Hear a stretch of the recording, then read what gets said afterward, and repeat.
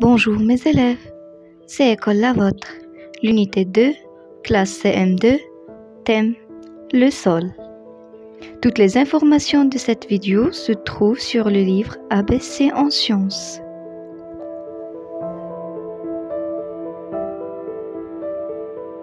L'objectif, c'est de connaître les composants du sol et leur rôle pour les êtres vivants.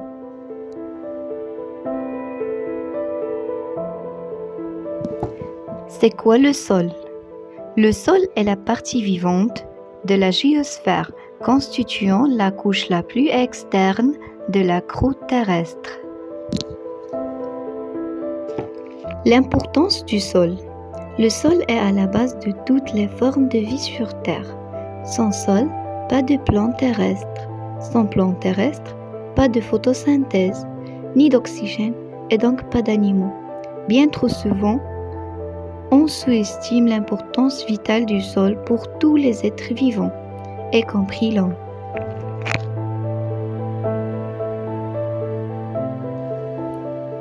Les composants du sol. Premièrement, les horizons.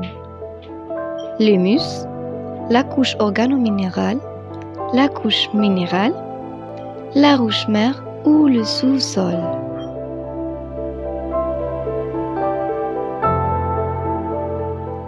La roche-mère est la couche minérale superficielle de la croûte terrestre. C'est une roche sédimentaire et riche en matière organique.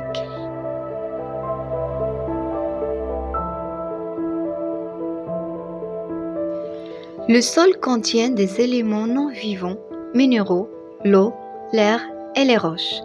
Le sol contient des êtres vivants, des champignons, des végétaux et des animaux microscopiques, comme les bactéries.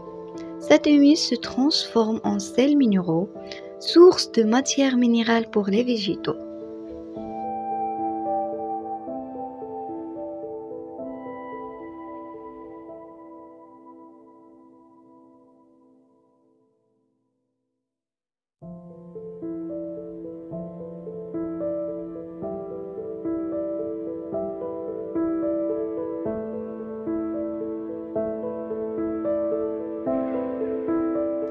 La matière minérale et la matière organique.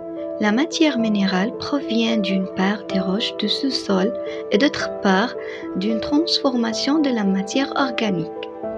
La matière organique est la matière fabriquée par les êtres vivants, les végétaux et les animaux. Les végétaux prélèvent leur matière minérale dans le sol pour fabriquer leur matière organique.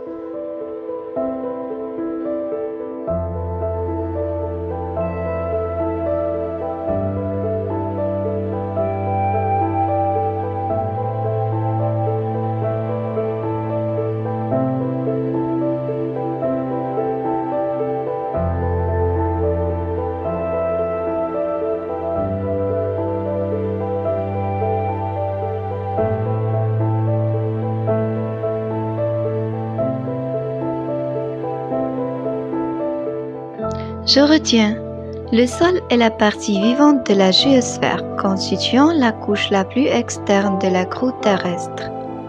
Le sol est à la base de toutes les formes de vie sur Terre.